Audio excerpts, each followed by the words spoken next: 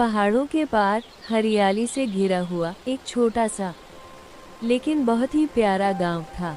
चारों तरफ हरे भरे खेत, बीच से बहती हुई एक साफ नीली नदी और नदी के पीछे फैला हुआ गाढ़ा जंगल। इसी गांव में एक सुंदर सा घर था। मिट्टी की दीवारें, खपरेल की छत और आंगन में तुलसी का पौधा। यहीं रहता था बिल्लू, अपने मम्मी पापा और अपनी प्यारी दादी माँ के साथ। दादी माँ की कहानियाँ बिल्लू को बहुत पसंद थी। हर शाम गांव के लोग मंदिर के पास इकट्ठा होते थे। दादा, ये कौन सा देवता है? बेटा, ये गणेश जी हैं। हाँ, और यह बहुत अच्छा समय है। मुझे समझ आया। शाम ढल रही थी। सूरज जैसे थक कर आसमान के कोने में बैठ गया हो। जंगल दूर से शांत दिख रहा था, लेकिन कुछ शांतियाँ बहुत भारी होती हैं। अचानक ठंडी हवा चली, दरवाजे बिना छुए धीरे धीरे हिलने लगे। गांव के लोग चुप हो गए, क्योंकि यह हवा पहले भी आई थी। बिल्लू चुपचाप बैठा था, ना डरा हुआ ना निश्चिंत, बस एक अजीब सी बेचैनी, जैसे जंगल उसे बुला रहा हो। बच्चों की कोई फुसफुसाहट आवाज कानों आई। में हाँ, पड़ी। मुझे भी सुनाई दी। कौन है वो? डर लग रहा है। चुप रहो, छिप जाओ। क्या हुआ? शुश, कोई है वहाँ। जंगल की तरफ से कोई रो रहा है। हाँ, सुनो। अंधेरा तेजी से उतर आया। दियों की रोशनी भी जंगल तक पहुंच नहीं पा रही थी। पेड़ नहीं लग रहे थे। और तभी में एक बकरी की आवाज, और अगले ही पल वो जंगल की ओर भाग गई।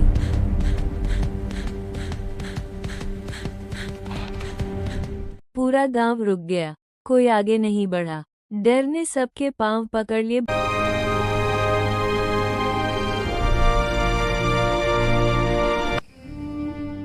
बिल्लू ने गहरी सांस ली, हाथ थोड़ा कांप रहा था।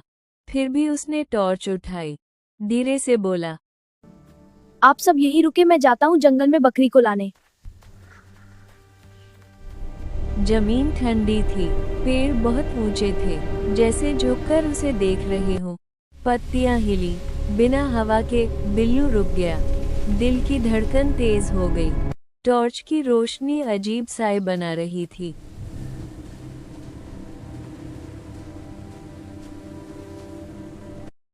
हर साया कुछ कहता हुआ लगता था।